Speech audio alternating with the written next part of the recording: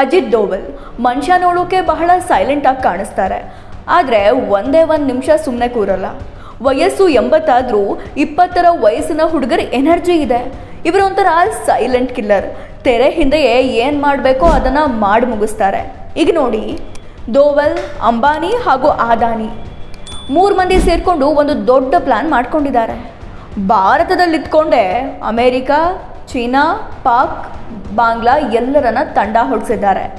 ಭಾರತದ biggest business man ಅಂದರೆ ಒಬ್ಬರು ಅಂಬಾನಿ ಮತ್ತೊಬ್ಬರು ಅದಾನಿ. ಪಾಕಿಸ್ತಾನದ ಅರ್ಥವ್ಯವಸ್ಥೆ ಕೂಡ ಇವರಿಗೆ ಸಮವಾಗಿಲ್ಲ. ಈಗ ಇಬ್ಬರು ಸೇರಿಕೊಂಡು 2.25 ಲಕ್ಷ ಕೋಟಿ ಇನ್ವೆಸ್ಟ್ಮೆಂಟ್ನ ನಾರ್ತ್ ಈಸ್ಟ್ನಲ್ಲಿ ಮಾಡೋಕ್ಕೆ ಹೊರಟಿದ್ದಾರೆ. ನಿಮಗೆ ಗೊತ್ತಿಲ್ಲದೆ ಇರೋ ವಿಷಯ ಏನಲ್ಲ, ಭಾರತದ ನಾರ್ತ್ ಈಸ್ಟ್ ಭಾಗದಲ್ಲಿ ಚೈನಾ, ಪಾಕಿಸ್ತಾನ ಹಾಗೂ ಬಾಂಗ್ಲಾದೇಶದ ಪ್ರಭಾವ ಇದೆ. ಸೊ ಇದೊಂಥರ ನಮ್ಮ ಕಲ್ಯಾಣ ಕರ್ನಾಟಕ ಭಾಗ ಇದ್ದಂಗೆ ಆಗಿತ್ತು. ಯಾವ ಅಭಿವೃದ್ಧಿ ಇಲ್ಲ, ಉದ್ಯೋಗ ಇಲ್ಲ. ಇಂಥ ಜಾಗದಲ್ಲಿ ಸೆಮಿಕಂಡಕ್ಟರ್, AI, ಗ್ರೀನ್ ಎನರ್ಜಿ, ಜಲವಿದ್ಯುತ್ ಸ್ಕೀಮ್ಗೆ ಅಂಬಾನಿ ಹಾಗೂ ಅದಾನಿ ಮುಂದಾಗಿದ್ದಾರೆ. ನಾರ್ತ್ ಈಸ್ಟ್ ಅನ್ನೋದು ಇದುವರೆಗೂ ಕೂಡ ಒಂದು ದೊಡ್ಡ ಜಿಯೋಪೊಲಿಟಿಕಲ್ ಸಂಘರ್ಷದ ನಡುವೆ ಸಿಲುಕಿಕೊಂಡಿತ್ತು. ಬಟ್ ಇತ್ತೀಚೆಗೆ ತುಂಬ ಚೇಂಜಸ್ ಆಗ್ತಾ ಇದೆ. ಅಲ್ಲಿನ ನಕ್ಸಲ್ ಚಟುವಟಿಕೆಯನ್ನು ಬುಡ ಸಮೇತ ಕಿತ್ತು ಹಾಕೋ ಕೆಲಸ ಆಗಿದೆ. ಹಾಗಂತ ಈ ಕೆಲಸ ಬರೀ ಭದ್ರತಾ ಪಡೆಗಳಿಂದ ಅಷ್ಟೇ ಆಗೋದಿಲ್ಲ. ಒಂದು ಊರು ಬದಲಾಗಬೇಕಂದ್ರೆ, ಅಲ್ಲಿನ ಜನ ಬದಲಾಗಬೇಕು ಅಂದರೆ ಅಲ್ಲಿ ಅಭಿವೃದ್ಧಿ ಆಗಬೇಕು. ಸೊ ಅದೇ ಕೆಲಸ ಈಗ ಆಗ್ತಾ ಇರೋದು. ಇದು ಒಂಥರ ಜಾಯಿಂಟ್ ಆಪರೇಷನ್ ಇದ್ದಾಗೆ. ಇಂಥ ಪ್ರದೇಶದಲ್ಲಿ ಇನ್ವೆಸ್ಟ್ಮೆಂಟ್ ಮಾಡಿ ಅಭಿವೃದ್ಧಿ ಹೆಚ್ಚಾದಾಗ ಚೈನಾ, ಬಾಂಗ್ಲಾದೇಶ, ಪಾಕಿಸ್ತಾನದ ಪ್ರಭಾವ ಬೀಳೋದಿಲ್ಲ. ಕೈ ತುಂಬ ಕೆಲಸ ಇದ್ದಾಗ ಅಲ್ಲಿನ ಜನರಿಗೆ ಇದಕ್ಕೆಲ್ಲ ಟೈಮ್ ಕೊಡೋಕ್ಕೂ ಕೂಡ ಪುರ್ಸೋತಿರಲ್ಲ. ಸೊ ಈಗ ಹೋಮ್ ಮಿನಿಸ್ಟ್ರಿ ಕಡೆಯಿಂದ ಸೆಕ್ಯೂರಿಟಿ ಬಗ್ಗೆ ಕನ್ಫರ್ಮೇಷನ್ ಕೂಡ ಬಂದಿದೆ, ಸೇಫ್ಟಿ ಕೂಡ ಇದೆ. ಇಡೀ ಪ್ರಪಂಚ ಇನ್ನೂ ಆ ಭಾಗದ ಕಡೆ ಗಮನ ಕೊಡುತ್ತೆ. ಇನ್ನೇನು ಬೇಕು ಹೇಳಿ ಅಲ್ಲಿನ ಜನರಿಗೆ?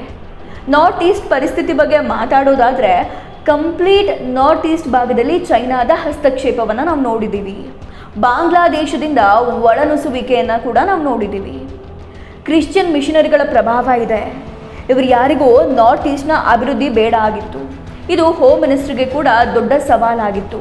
ನೋಡಿ, ಯಾವುದೇ ಚಿಕ್ಕ ಇನ್ವೆಸ್ಟ್ಮೆಂಟ್ ಆಗಲಿ ಅಥವಾ ದೊಡ್ಡ ಇನ್ವೆಸ್ಟ್ಮೆಂಟ್ ಆಗಿರಲಿ, ಇನ್ವೆಸ್ಟ್ಮೆಂಟ್ ಮಾಡ್ತಾ ಇರೋರು ಆ ಜಾಗದಲ್ಲಿ ಯಾವುದೇ ಅಪಾಯ ಇಲ್ಲ ಅಂದರೆ ಮಾತ್ರ ಇನ್ವೆಸ್ಟ್ಮೆಂಟ್ ಮಾಡ್ತಾರೆ. ಅಂಥದ್ರಲ್ಲಿ ಭಾರತದ ದೊಡ್ಡ ದೊಡ್ಡ ಬಿಸ್ನೆಸ್ ಮ್ಯಾನ್ಗಳು ಇನ್ವೆಸ್ಟ್ ಮಾಡ್ತಿದ್ದಾರೆ ಅಂದರೆ ಆ ಪ್ರದೇಶ ಈಗ ಸೇಫ್ ಆಗಿದೆ ಅಂತಾನೆ ಅರ್ಥ ಅಲ್ವಾ? ಅಜಿತ್ ದೋವಲ್ಗೆ ದೇಶದ ಶತ್ರುಗಳನ್ನು ಪಾಕಿಸ್ತಾನದ ಒಳಗಡೆನೆ ನಾಶ ಮಾಡೋ ತಾಕತ್ತಿದೆ ಅಂದರೆ ಒಳಗಿರೋರನ್ನ ಮಟ್ಟ ಹಾಕೋದು ಕಷ್ಟನಾ? ಆ್ಯಂಡ್ ಇಲ್ಲಿ ಹಿಮವಂತ್ ಬಿಸ್ವಾ ಮಿಶ್ರಾ ಅವರ ಪಾತ್ರ ಕೂಡ ದೊಡ್ಡ ಮಟ್ಟದಿದೆ.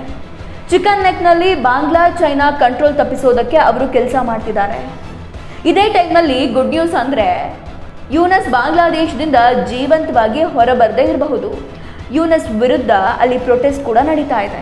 ಇಂಟ್ರೆಸ್ಟಿಂಗ್ ಏನಂದರೆ, ಓರ್ವ ಭಾರತದ MP ಅರಕನ್ ಆರ್ಮಿ ಮುಖ್ಯಸ್ಥರನ್ನ ಭೇಟಿಯಾಗಿದ್ದಾರೆ. ಟೋಟಲಿ ದೋವಲ್ ಕ್ಲೀನ್ ಅಪ್ ಮೂಡಲಿದ್ದಾರೆ. ಆದಷ್ಟು ಬೇಗ ಆ ಕೆಲಸ ಆಗಲಿ.